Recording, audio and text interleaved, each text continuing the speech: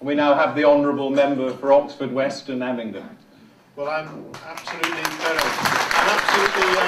delighted and overwhelmed to receive this. I was always taught at Hebrew school that the Ammonites were slain by the Israelites just before they slew the parasites, but clearly I wasn't paying enough attention.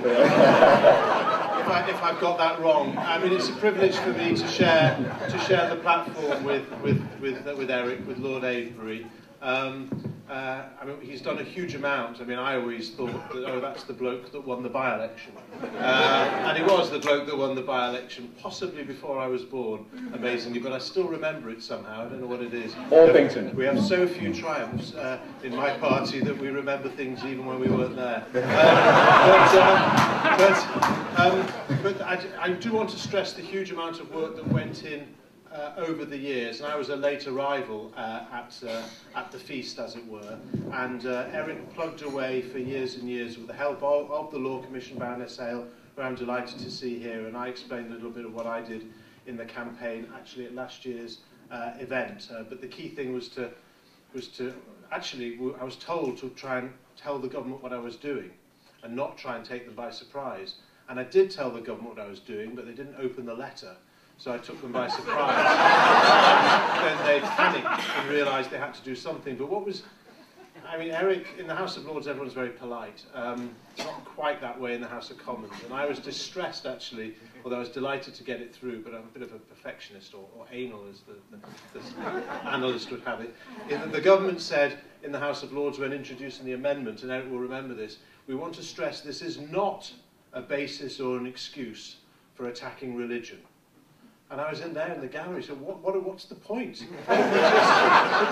Of course it is. You know, obviously only if there's good reason, which of course there is. What I just wanted to do was pan out for you, if I may, in the next 5 minutes, the way ahead, because as I say, the achievement on blasphemy repeal was something that belongs to the campaigners of which Eric Avebury led the way, but there's a number of other campaigns that I'm working on, with the help of the National Secular Society, that I think are a challenge in the time ahead.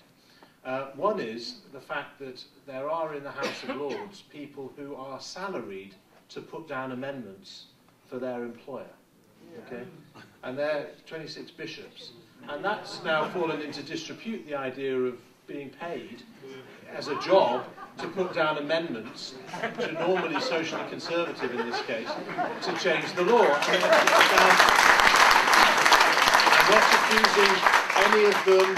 I'm not accusing any of them, even Winchester, of any bad faith, but we have had an achievement in that the government accepted. First it said, we can't get rid of the bishops, because that would have implications for establishment, so what said some of us, but nevertheless, and that would never do. And then when the House of Commons, amazingly, by mistake, I think, on some parts, voted for 100% elected, they agreed you could get rid of the bishops and it wouldn't affect establishment. So then they decided, given what the House of Commons had decided, the bishops were not necessary to continue the establishment. But when they then said 80% would be elected and the other 20% were appointed, they then said plus 16 bishops, because otherwise establishment would be threatened. I mean, how establishment is threatened in one case and not the other, they haven't yet answered, and I've asked Jack Straw 4 times now, and he still doesn't answer the question. But so that's one campaign. Faith schools is a running sword. And I was really struck by what Matthew said, in that he didn't want to see the dismissal necessarily as the first option of someone who was breaking the law and damaging children and education in his school. Yet in this country we have tax-funded state schools where people who don't want to even teach religion but just want to do their job have to pass a religion test. And I'm always struck by a woman who wrote to me when we were trying to vote down the provisions which allow state schools to discriminate against people who are of the wrong religion or no religion. A woman wrote to me, I think actually through the BHA, and said, my problem is that I live in a rural area and I wanted to work in my local school, and it was a Church of England school which all the kids went to, and I was asked at interview, was I a Christian? I was a bit surprised, but I said, I'm not a Christian, but I live my life by the same values that Christians say they do. And they said, that isn't good enough to work in our school, because to work in our school, to teach these children maths and English, you must have Jesus in your heart.